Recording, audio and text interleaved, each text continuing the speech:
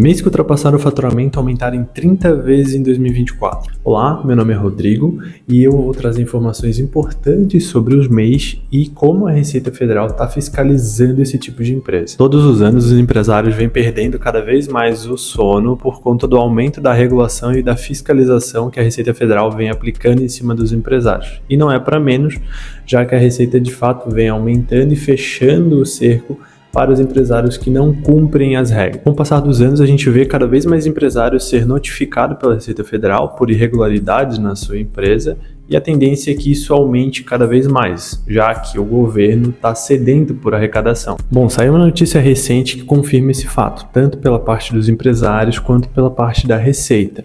E uma notícia publicada pela Infomoney diz que em 2024, mais de 570 mil MEIs foram desenquadrados por excesso de faturamento dentro do ano calendário, ou seja, faturaram mais do que o MEI permite. Isso representa um aumento de mais de 30 vezes em relação a 2023. A perda da condição do MEI também pode ocorrer por outros motivos, como inadimplência, por exemplo.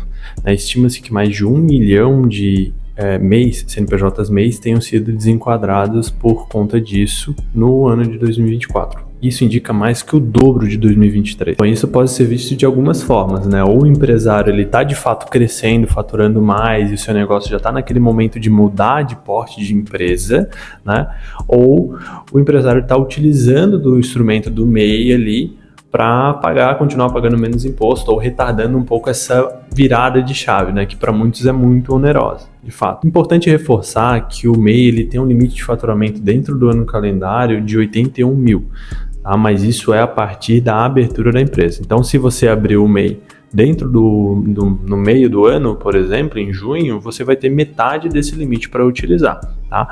E acaba que muita gente acaba extrapolando esse limite, tá? Ou não sabe de fato do limite, ou não pesquisa, enfim, acaba extrapolando esse limite. E caso você extrapole esse limite e fique dentro de 20% desse teto que você teria, você consegue terminar o ano ali como MEI, mas lá em janeiro do ano seguinte você já tem que fazer a mudança de porte para um ME e vai pagar uma diferença, um percentual da diferença que você acabou extrapolando no ano anterior, tá? Agora, se você mesmo assim ultrapassou até esses 20%, esse é o ponto muito perigoso, porque você acaba retroagindo desde do mês que você fez a abertura, né? O normal é ser janeiro, mas que se você fez a abertura no meio do ano, seria até esse mês, e vai pagar juros e multa como se fosse um porte diferenciado, não vai pagar como MEI. Tá? Então isso é o pior dos cenários. O ideal é quando vê que está extrapolando, já acionar um profissional para fazer a migração do seu porte da sua empresa. No primeiro trimestre de 2025 foram abertas mais de 1,4 milhões de empresas, sendo 77% destas empresas MEIs. Isso demonstra o quão é importante esse tipo de modalidade para o empreendedor. Mas o governo ele não vê com tão bons olhos assim empresas MEIs, uma vez que se não tivesse no MEI seria um ME e ele poderia estar arrecadando mais com impostos, né? E algo que corrobora com isso é que o limite de faturamento do MEI ele não é revisto desde 2018, né? E isso prejudica bastante o pequeno e médio empresário, né? O microempreendedor de fato. Mas calma, tem um projeto de lei para aumentar esse limite para 130 mil de faturamento, tá?